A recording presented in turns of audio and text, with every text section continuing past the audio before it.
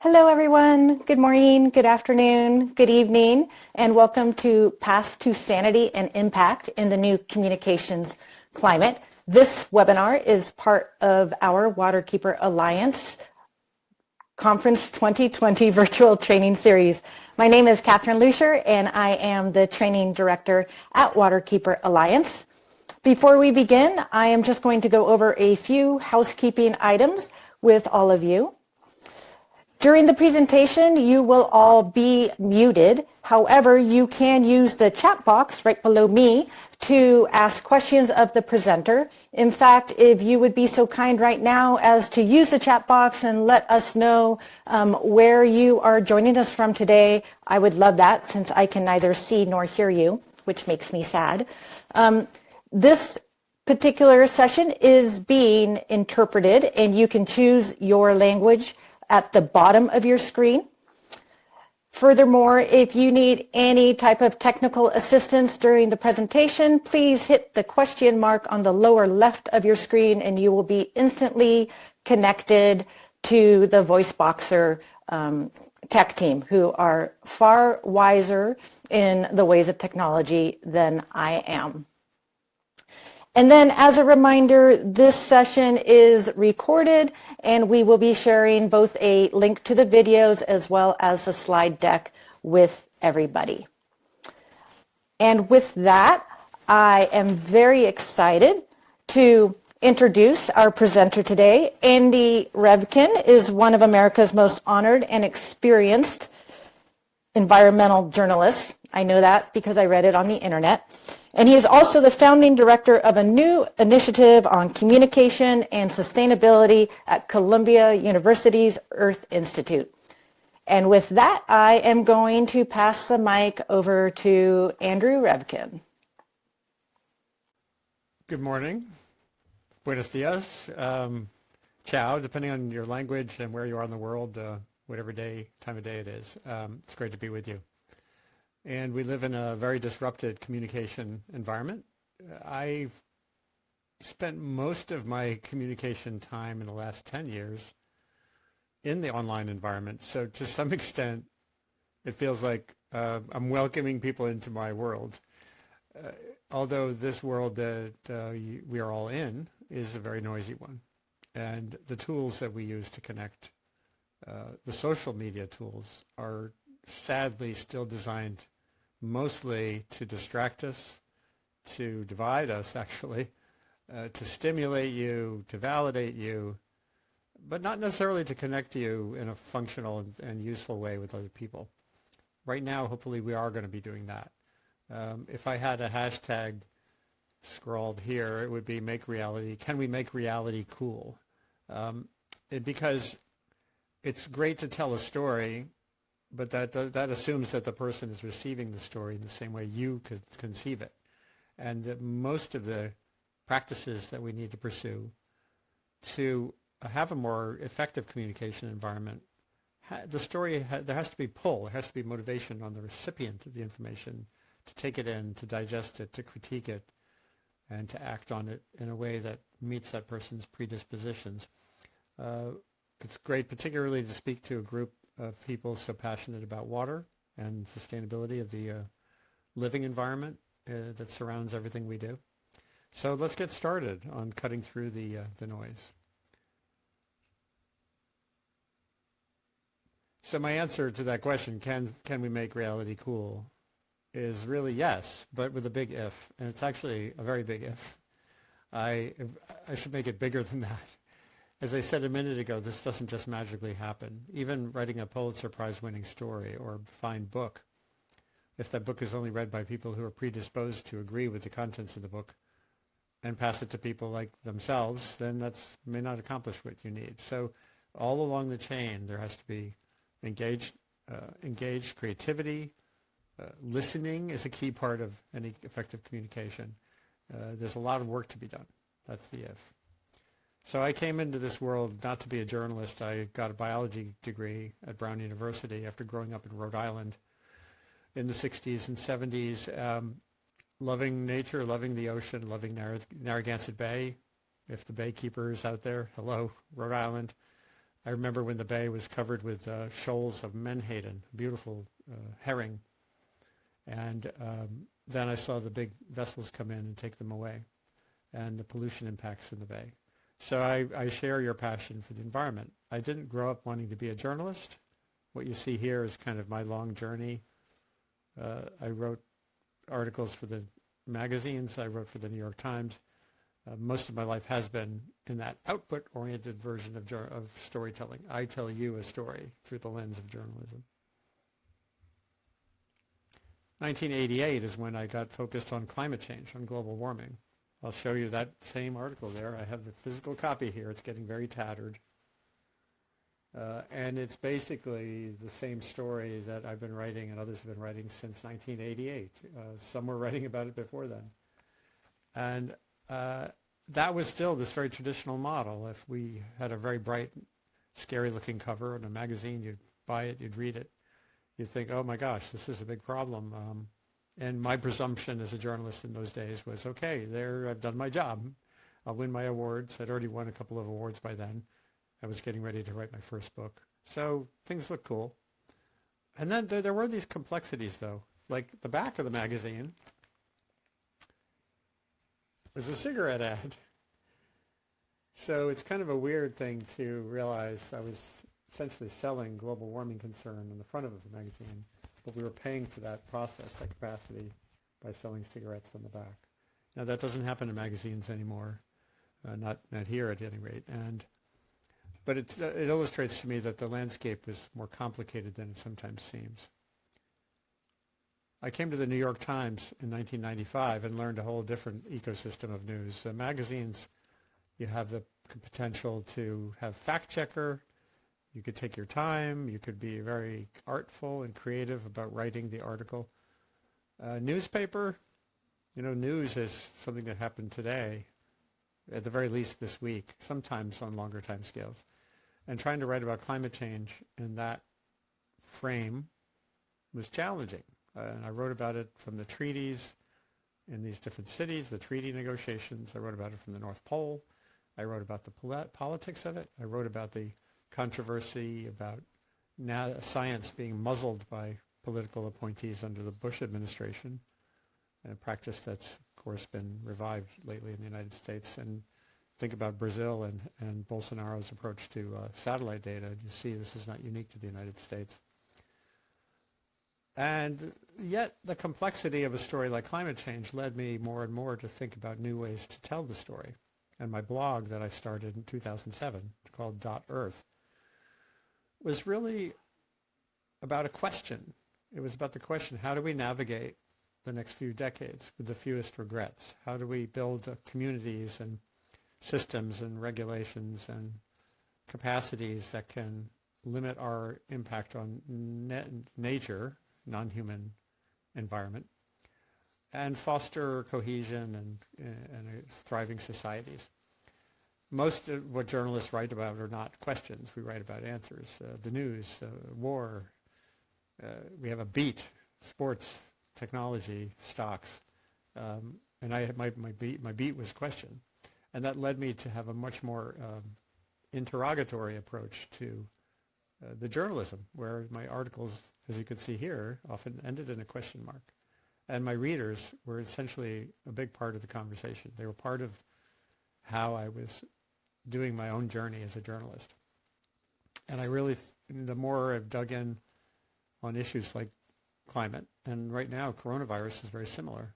It's a wicked issue. Some would say it's super wicked. There's actually a paper on climate, the super wicked problem of climate change.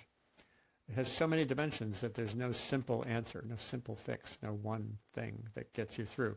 And that's why a blog, or essentially an iterative approach to story, to a journalist's journey, felt like a more natural fit. Hold on one second. So I did journalism for a long time. 30 plus years. I've written 5 books, one of them for middle school kids, most for adults, on the burning of the Amazon, on global warming, on the history of science around weather and climate. And I just this past year, I came to the Earth Institute at Columbia, not to the journalism school, although I work with the journalism school, to build a program, to build a new initiative on trying to figure out ways to communicate more effectively with the dimensions that fit the problems, like conserving biodiversity, like reducing risk from whether it's a virus or an earthquake. They're really tough paths. Disaster risk is a very hard thing to communicate ahead of time. Our nature as individuals and as communities, gets us still, we were inadequately ingesting clear information about risk before it happens so that we have a better outcome when the worst happens. And that's, to me, the gist of my program at Columbia that I hope to build there is to attack this in more creative ways. What can we do using knowledge from psychology, using history, using even philosophy, and the Center for Earth Ethics plays a role in how do you find common ground among people who might diverge on one issue, like the role of a regulation in solving a problem, but who would agree on the basic idea that living within a thriving natural landscape is something we all want. You've all seen that. If you're a water keeper, a river keeper, a bay keeper, you think about those who are utilizing the resources as anglers or fishermen, those who are bird watchers, those who are boaters, those who are just tourists, or those who are in economies that depend on a river or a bay. You can start to see pathways toward cohesive progress, even among people who will never agree on some things. The Earth Institute and Columbia University have been very effective at traditional ways of engaging the public. As you can see here, the annual open house at the Lamont Doherty Earth Observatory at Columbia University up on the Hudson River has all kinds of activities for kids, for their teachers. They're all, as you can see, very much hands-on. Just a few months ago, Marco Tedesco, there you can see in the lower right-hand quadrant, was leading a class in climate resilience for investors, for people at a big investment house. There's Radley Horton testifying in Congress on sea level rise impacts. There were some scientists from Columbia participated in the big demonstrations to have more active approach to climate change. Scientists can be human beings. That leads to some complex challenges sometimes. How can you be a hydrologist and also pursue a better water environment as a voter? You have to find a way to navigate the two relationships with the public as a scientist and as a person. Kate Marvel has done marvelous TED Talks.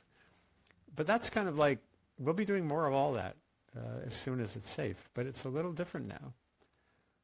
I came into the university in the fall, right when we were still able to hold some convenings and to work with outside people. Like there you see my team and others at Columbia met with Maya Lin, the famous artist an architect who created the Vietnam Veterans Memorial in Washington, D.C. when she was just 21. She had the idea for that.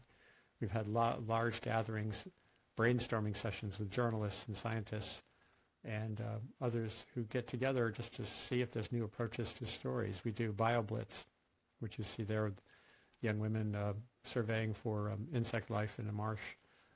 Brighton Kaoma, a Columbia who just got his master's degree in one of the sustainable development tracks at Columbia, there was interviewing a UN official.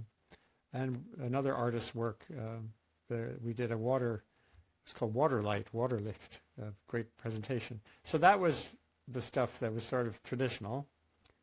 And then, you all have had your own, you came of age doing things very much hand in, face-to-face. The organizations I'm most familiar with along the river, of course, are the Clearwater. I've played guitar many, many times on that sloop, decades. And my friend there, Steve Stan, having a face-to-face meeting at a strawberry festival with the visitors. My wife there leading a hike up Storm King Mountain. So you've been so directly involved in that sort of face-to-face approach that it can feel challenging to move online. But we can do it. And this is kind of where we're at now. Just think about the change just since January. My friend Laurie Garrett, who will be on our webcast tomorrow, Friday, at 1 p.m., she has been writing about pandemics risk since before AIDS, since the late 1970s. So in January, she was very attuned to what was happening here. We now have a genuine transition unfolding from outbreak to epidemic, with Wuhan pneumonia, and clearly the virus has long since ceased being centered in the Wuhan fish market. And this feels like SARS 2003, and of course this is so much vaster than SARS 2003. But Laurie was on it early. And then by April, I was so devastated to see the inevitable. The virus had moved already into the Amazon rainforest in Brazil. So think about the geography of that, from China spreading through the transportation system around the world, such that it ended up infecting members of the Yanomami tribe in the Amazon in just a few months. And it's changed everything, as you know. This is the landscape of knowledge, which is mostly still a big mix of facts that we know clearly about the virus and things that are deeply uncertain. And it's appropriately consumed all of our attention. And that's why I think it's time for a group hug. I took this picture at the climate talks in Copenhagen after 2 weeks of negotiation. That's the press room there, where we were all locked in, writing hour by hour, day by day, stories about the frustrations of that particular negotiation for a new climate treaty, an update to the climate treaty. And that led ultimately to the Paris Agreement in 2015. But that 2009 moment was really tough. And we've been through many of those moments, anyone who's in the environmental movement. So where do we go from here? Where do we go from here? Well, amid all of that disruption, amid all of what you saw with COVID-19, there were these incredible experiments that popped up right away. And this is one of the most amazing ones to me. Johns Hopkins University obviously deeply dug in on everything related to epidemics and global disease, global health. There were two people in the engineering department there, En-Sheng Dong and Laurie, I can't quite see her last name there, it's too small for me. They had an idea in January. They saw the data flowing. They said, hey, let's set up a dashboard and sort of create a public go-to place, not just for the public generally, but for anyone, officials who want to kind of have a good sense of what's happening in the world, where the infections are. They set this up in the space of a day. They got it started, and it built into something that's now gotten billions with a B, billions of views. It's an essential resource on the web for anyone trying to keep track of COVID-19. And it came about because two engineers said, hey, let's do this. So that, to me, is a very powerful reflection of what's possible. Here are two smaller scale versions. My friend Sarah McNulty, she's a friend even though we have never met face to face. And I know you have at least one person in your life who's like that now, maybe 10. She was a squid biologist at the University of Connecticut who years ago launched Skype a Scientist as a hashtag initially. So # Skype a Scientist. And it's essentially a way for scientists to say, hey, science teacher, or hey, student group, or hey, librarian, I'm here, I study squid biology, and I'm here to go into your classroom via Skype. And they've been very busy, as you can imagine, lately, as everyone's been locked down. So that was an existing model. And then my colleague, Seamus Khan, who you can follow on Twitter at ShamusKhan, he's the chairman of the sociology department at Columbia. He's kind of a big deal, right? And there's nothing in his life that requires him to be innovative or to do something for society abruptly. But he and some others at Columbia and elsewhere, within a week or so of the shutdown, mid-March, they created a website, youthremote.learning.com. And he also built in his own course that he could offer to anyone at home with kids who, to teach you as a kid facing the reality that you're living in history. You're living in an epic moment on the planet for our species, probably more than a once in a century moment for things to go to better or worse. What can you do to chronicle your life, to write down, to observe the world around you in a way that will be valuable to historians or anthropologists going forward? And so he created a course on how to be an ethnographer. And they did that in a matter of a week or so. I'm going to be doing an online conversation with him soon on my webcast to get into more depth in that. So these are the things that excite me tremendously amid all the disruption. There's things to do that at any scale that can make a big difference. Let's see here. Give me 1 second. There we go. So let's get back to this Twitter thing. I'm a big fan of Twitter. Among all of the portals and platforms, each one has a flavor and a certain utility. Instagram is all about imagery. I still don't really understand it. I have a friend, George Steinmetz, photographer. We just wrote a book together. And he has 1 million followers on Instagram. So for a photographer, it's the place to be. Facebook has utility. I still go there to keep track of my neighbors and my old friends. LinkedIn is well, it's more professional and resume-ish. Twitter is an active conversation. It's full of noise, like anything. But a hashtag, what's interesting to me is the hashtag was an innovation, kind of like Seamus Khan building a course or Sarah McNulty saying Skype a scientist. The hashtag as a concept was created on a particular day, an hour and moment by a young man named Chris Messina, who just one day said, hey, how do you feel about using £sign for groups, as in pound, bar camp, which is some kind of programmer's term. And this became a way to cut through the noise. So you could use the hashtag as a search term on Twitter and see a conversation about wildfire or about small farms or about sturgeons or about any particular thing. You can also search just for search terms, but it's a way of signaling, hey, this is a thing, this is an idea. The one I use is SUSTCOM, SUSTCOMM. So after we're done here, you can stay in touch with me either directly on Twitter or just tweet about communication innovation. Use SUSTCOM, and that's part of a conversation that can grow and build. As I said, there's a lot of noise. There's everything about Kardashians and hairdos, and of course a certain president has overwhelmed Twitter, use it as a way to run around the media and communicate directly with his closest allies and ideology, but you can cut through that using these terms. And so here's some of my favorites. Whoops, went too fast. And farm hack, I learned about at a meeting of young farmers in the Hudson Valley got together to figure out, they were part of a group that tries to sustain smallholder farming in the Hudson region, in the New York region. And farm hack was a hashtag being used by farmers to trade tips on how to sustain local agriculture, sometimes using technology, sometimes just simple tips. And it's a community that lives without borders. That's a great one. Skype a scientist, as I said. Act on climate, obviously. Manthropocene was a wonderful term that came from Kate Rayworth over in England, who after I had been on the Anthropocene Working Group, which is this big 36 scientists and a couple of people like me who were asked to make that judgment on whether we're in a new geological age. At a meeting on that concept in Berlin in 2015, I noticed there was pretty much all white men.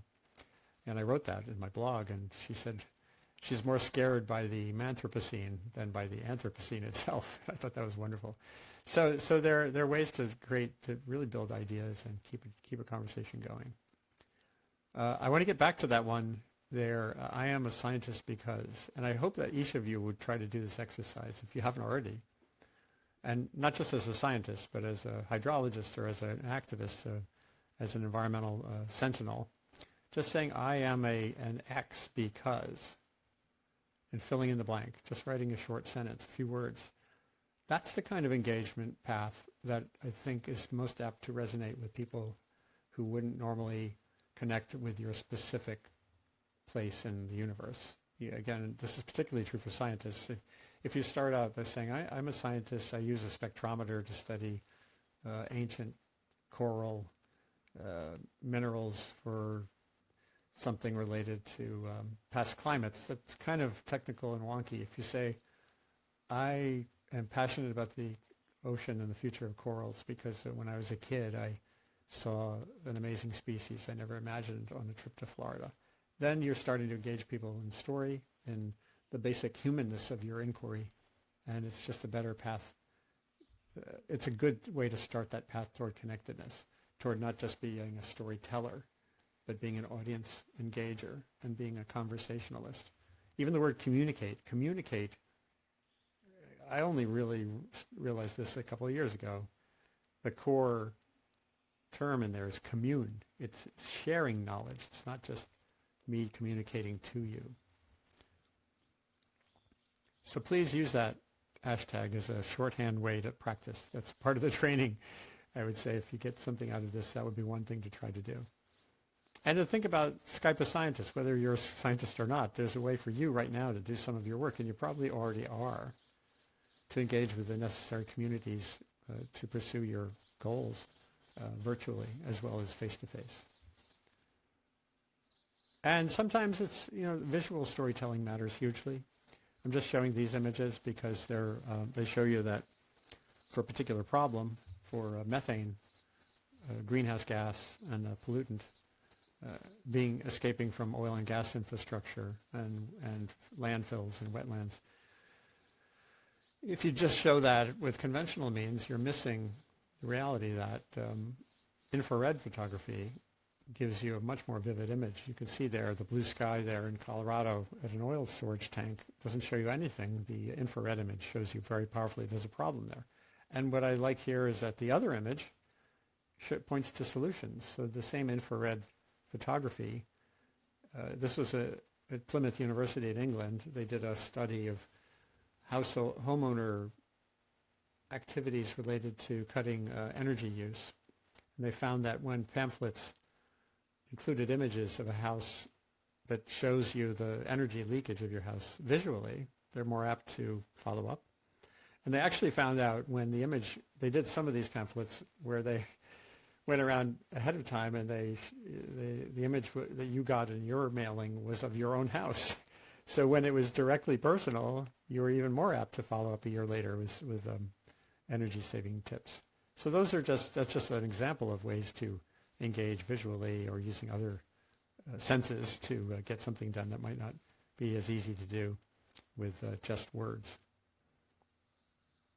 And these are words, I think, that really resonate for me. Listen, engage, respect, collaborate, assess, refine, and repeat, meaning the part is pretty implicit. And by the way, that's one of the other great gifts of having but spent the last 3 decades in the Hudson Valley is I got to know and be a friend of Pete Seeger. And as you can see here, he had this great habit when he was singing of using this signal to say, okay, you need to be singing too. So that's the listening part, the engagement part. Respect is about finding the common element in someone you might really be divergent without a little bit of hesitation and thought on your part, thinking fast and slow, as Dan Kahneman puts it.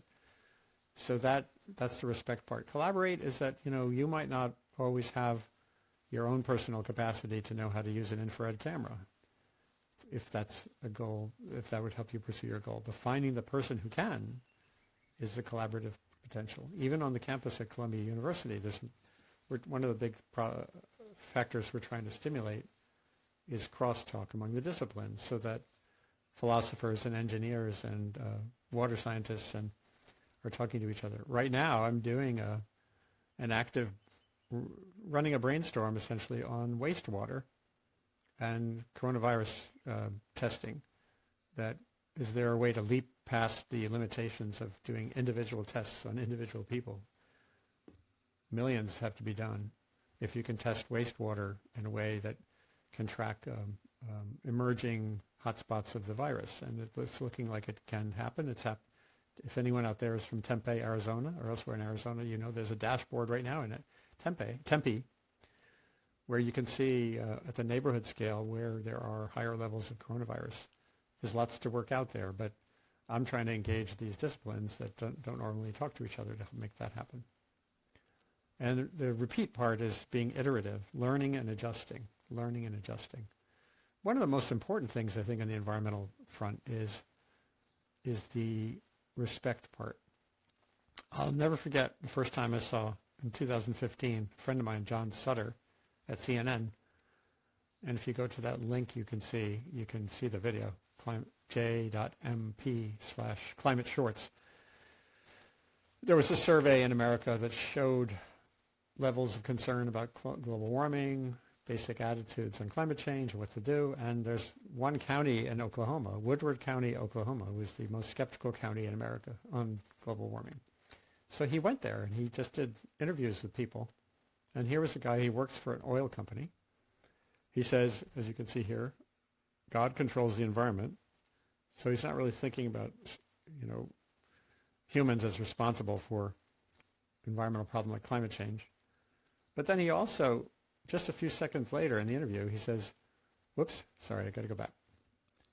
We're going to try to have a solar system big enough to supply all the needs of our house. He already had solar panels on his roof. And when John dug deeper, it was very clear that the reason that this man wanted to get off the grid had really nothing to do with climate change. It's because he's independent. He's like a good old-fashioned American self-sufficient libertarian. And that means he would never vote for Hillary Clinton. I guarantee it. Or Joe Biden. Well, maybe we'll see. But he would actively engage with you on frontiers of renewable energy. How do we make it more accessible, et cetera? And that's a key illustration of that listening part. Being able to sort of set your own goals aside sometimes. Think with the mind of the person you're talking with, not talking to. And here are just a couple other examples where there's no ideological argument against having a neighborhood that chronically floods. The pictures on the left were from Craig Holton, a geographer I've gotten to know through covering extreme flooding in the South. And around Baton Rouge, Louisiana, the one in the picture on the upper left is of a house that was devastatingly flooded, obviously built fairly recently. The house below it, raised off the ground, dates from the early 1800s. So something got lost in our how we do things between the 1800s and now that would probably be wise to re-examine. But if I show those pictures to a conservative or a liberal, there's a starting point for a really good conversation there. On the right are two images right here in Cold Spring, New York, where I live, along the Hudson River. There's chronic sunny day flooding on the moon tides, and you can see there's buildings there. Obviously, they're going to be vulnerable to sea level rise. The building on the lower side there, it was built recently to take a flood. The downstairs part is a artist studio and other stuff that none of the key systems are down there. And it's a passive energy building. It requires almost no energy to heat and cool in the winter and the summer. So that shows, and that's something, again, you can find lots of common ground around those kinds of processes. And finally, so at Columbia, we've been going online, obviously, like everybody. And here's just one of the conversations I was able to have. And this is the miracle of connectedness we have right now. I had heard from a woman at Columbia, Radhika Iyengar, that her sister, Pooja Iyengar, was involved in Bhopal, India, with a food network that had sprung up to help get food to lock down families, deeply poor families in urban settlements, informal settlements, who couldn't get food, had no money, and were going to starve. And so they formed a network. I Skyped live with them. I mean, I did my webcast live, sustained webcast, and I've had them since with, we did a live session with people in Senegal, in Guatemala, in New York at the same time. You can connect, all of you can connect. I'm sure you have done some Zoom calls that span the planet. Making that more of an outwardly engaging phenomenon is a challenge and an opportunity. And you can see here even the comments were beautiful and coming from around the world. So I'm trying to make sure we can have the right conversation with the right people in the right way and not hindered by walls, not hindered by disciplines. And that's an exciting moment. We also do music. And every Sunday, in fact, this Sunday, if you go to Sustain What, you'll hear musicians trading songs instead of talking heads. We have to find a rhythm, break away from the urgency of the moment. And it's huge and troubling. But there's humanity there too. And we even had a folk singer I know from Massachusetts took us on a tour of her lambs, the new crop of her new sheep that had come around this year. And there we also had a paleoecologist, Kurt Steger, all in the same conversation, crossing those boundaries. Oh, and David Grinspoon, who's the astrobiologist. He studies the past and future of planets all over the place, not just ours, and folk singers from the Catskills. So that crossing all these boundaries is something I think is very valuable, not starting right away with the issue at hand. So that's my message to you today. There's lots to follow up on. I posted a link there, and I'm happy to do some questions and answers. This was Cassini, took this incredible picture of us from beyond Saturn a number of years back. And it's important to step back and understand that all of our travails right now are a tiny blip in our own history so far, with much more history to come. And we can shape that history for better or worse with decisions you make every day, or indecision. And I prefer the former to the latter. And here's how to get a hold of me. And I'm happy to take questions. I could sing too. Got my guitar here. Thank you, Andy. I'll let you get your guitar. As I encourage people to type questions right below here in the chat box. And as people are typing questions, I actually had a quick one for you. I learned years and years ago, back when the hashtag was indeed called a pound sign, that people are motivated to act by one of two emotions, hope or fear. And I'm curious if you think one of those, when we're dealing with environmental issues and these long-term, incredibly complex problems that we are facing globally, work better than the other. Actually, I was distracted by a text comment that had come in too. So let me answer that one first, and then could you repeat yours? I'm sorry. So Fiona Baker says, hi, how do you use digital metrics to facilitate listening? That's an interesting question.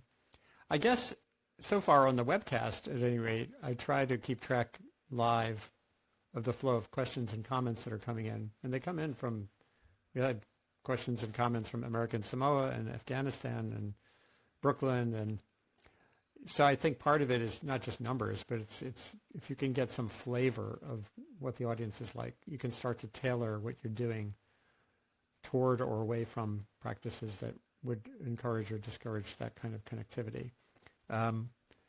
Some of it is, I've had, like when I had a webcast that was retweeted by Bill McKibben, suddenly there was a surge of people who came in. And that meant I paid even more attention to that moment and tried to make the most of it. But I guess I'd say I wouldn't worry so much about numbers as about signals of engagement. The same was true on .earth, my blog at the Times. It was never like a mega hit in terms of numbers. It had several million readers in the peak years in a year, but even that's not a large number compared to some websites. But it was the engagement. I had 100,000 comments, mostly constructive actually, and facilitating that kind of engagement it's a practice. It's part of the work is the engagement.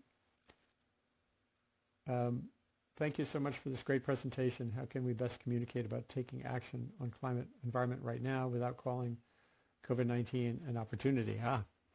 I've thought a lot about this, and I think this is actually a moment when if you are already part of a network, if you already have an effective community on the issue that concerns you most, whether it's climate or biodiversity loss or regional ecosystem integrity or fisheries policy, this is a time to take a pause and think about the network you've created and its utility on these bigger questions, as opposed to thinking of doing let me stop and say I've seen what I feel is too many efforts not to do the opportunity thing you've described here, but to say, hey, climate still matters.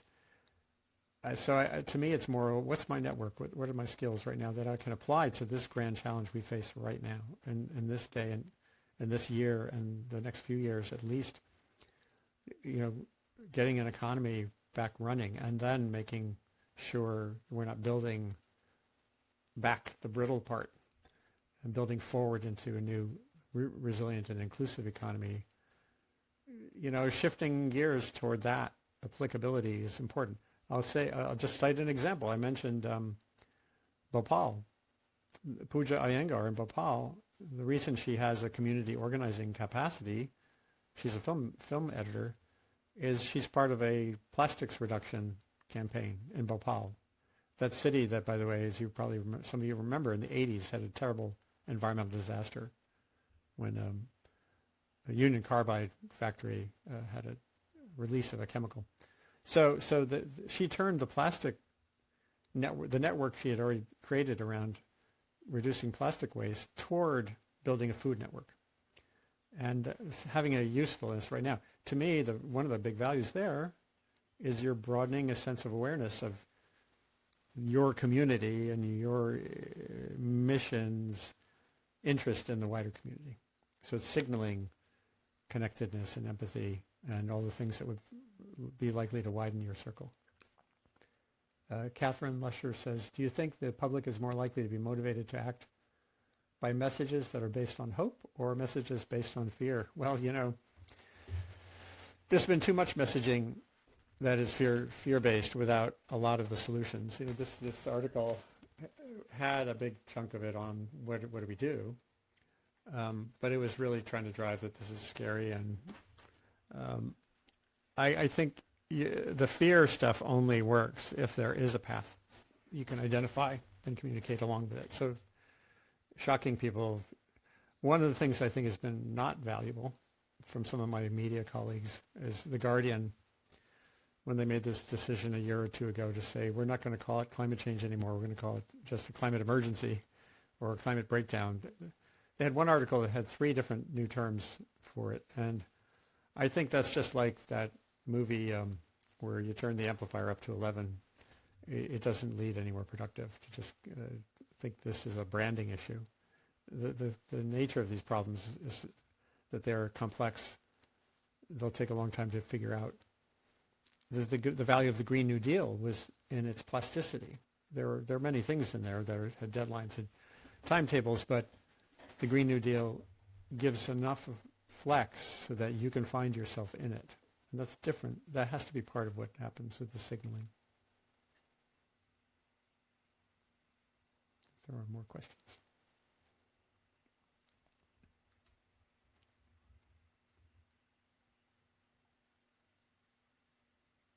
Oh, here's one. Martha Moctezuma Navarro. The new 5G communication system is very contradictory. Do you consider that it is really insane in new communications? Well, connectedness is such an essential part of sustaining any community's capacity to be resilient, to be productive, to be safe, that it really is a right. Now, whether you call it a human right, I don't know. But I have seen, even on our webcasts, my friend in Massachusetts with the sheep, she lives in a rural part of the United States where at least half of her neighbors, if not more, don't have the internet. We did a session recently on the digital divide, the kids that grow up in rural areas particularly, but also in cities who can't, well, right now, particularly, they can't do their homework. They can't learn without access to the internet. And 5G, there are some issues related to the siting of towers and the like. But those are, to me, minor. This is a question in our local community, actually. The benefits of sustaining unimpeded access to the gifts that the internet provides, all that knowledge, outweighs the questions about regional issues. I wrote a piece for the Times long ago on cell towers and controversies. They were starting to make them look like trees, and actually in the Southwest they were looking like cactus.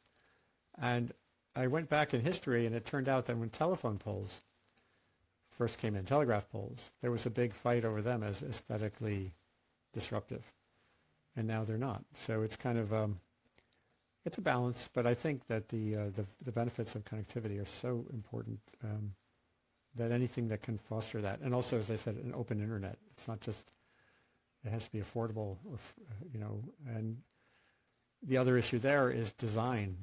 Facebook and Google and so many of the tools we use are designed to distract us, to sell us on something, you have to work to find the common ground. You have to work to make it work for these broader purposes. That's a challenge too.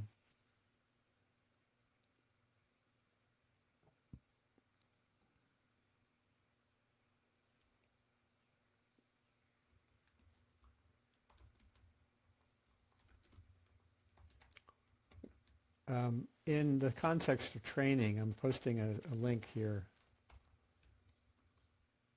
to something that I call Backtrack Journal. And when I was teaching at Pace University, a course called Blogging a Better Planet, the students had a weekly assignment, which was to chronicle best or worst practices they saw in social media, or they had a choice. They could also take one thing they found that crossed their screen and track it back to its origin, which is not always easy. A picture on Instagram, who actually took the picture? How did it get to you? How many generations of people forwarded it without asking the permission of the photographer? Or if it's an interesting visualization, a good creative use of the internet, of design, of animation. How did that get done? I find myself always asking that question when I see something innovative. And it requires a practice that I think helps illuminate how ideas travel on the internet to look at those things. Just recently, I guarantee you've seen some really clever visualizations around COVID-19 and on social distancing. Like there was a guy, an artist in New Zealand and a scientist in New Zealand who created some of the most incredible examples. Actually, I'll post a link there too. That never would have left New Zealand 15 years ago, but that now get into the global conversation in ways that can really change the way people think, at least potentially. So I'm going to post that link here too for folks to look at going forward. Here's just one. They've done many.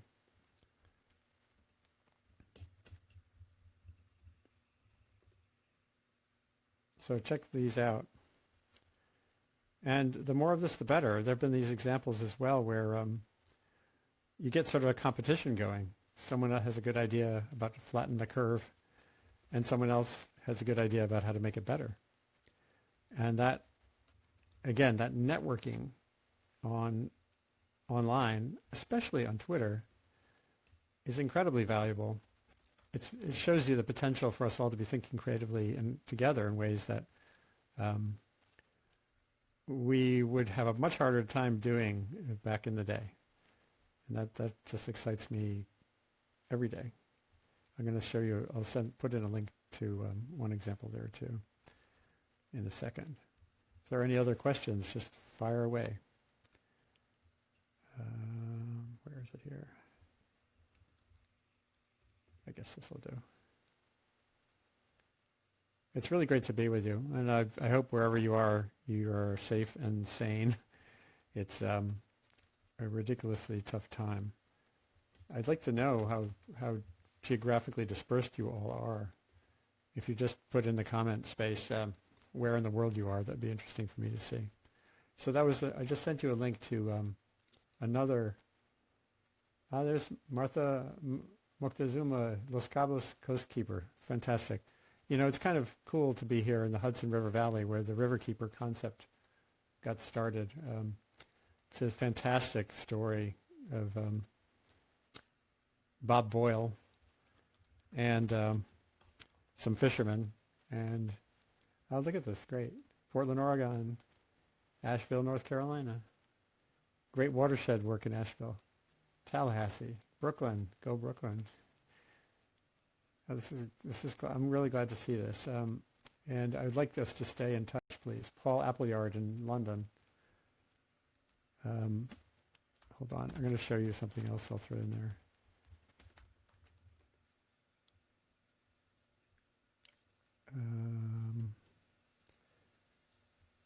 Yeah, this will be fun.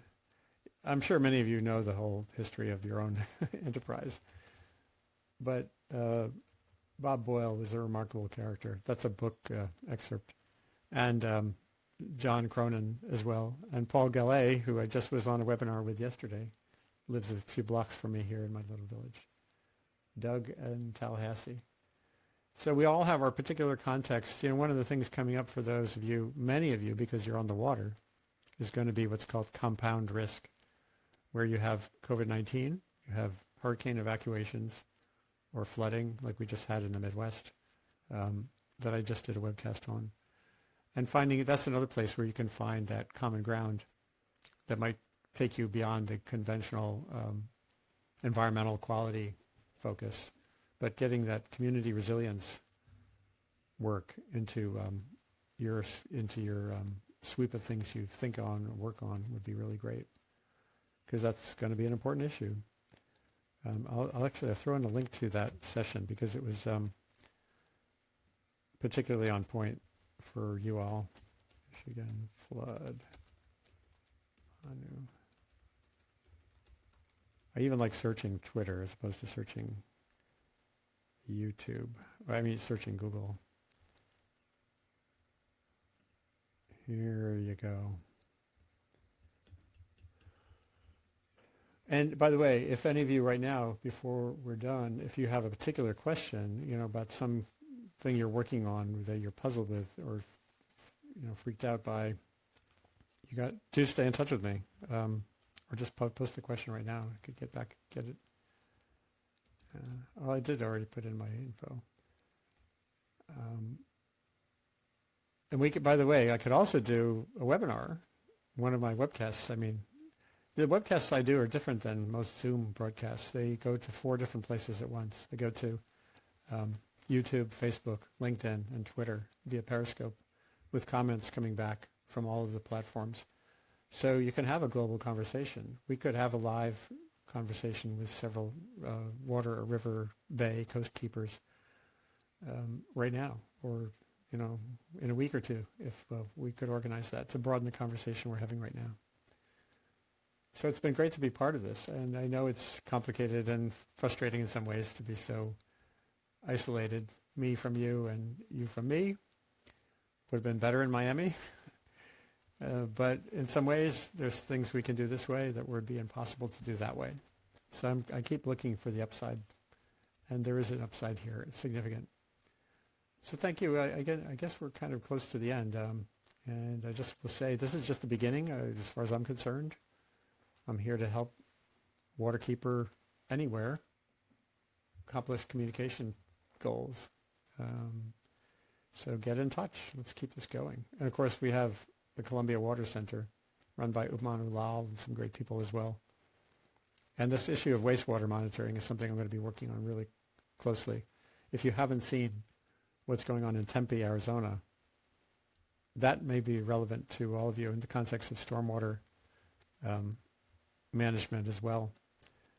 The more we are thinking of the human part of water systems as a dynamic, essentially like the immune system, I think the better off we are. So go to that link, and the people doing that work are really interesting at Arizona State, the Biodesign Institute. Thank you very much for having me in as a guest. Stay well wherever you are. Stay connected from a distance. And then enjoy that moment when you can reconnect. And good luck with everything. Thank you so much, Andy. That was an amazing presentation. For those of you listening, I will take the links that Andy posted in the chat box and send them out via email when I send out copies of the slides and links to the video, which likely will happen next week. And if people are interested in keeping the conversation going, as Andy suggested, let us know and we will make it happen. So again, thank you, Andy. Thank you to our interpreters, and thanks to all of you for joining us here today. As Andy said, this is not Miami, but I am glad to see so many wonderful names in the chat box. Please stay healthy, please stay sane, and I hope to see all of you at some point soon. Take care, everyone.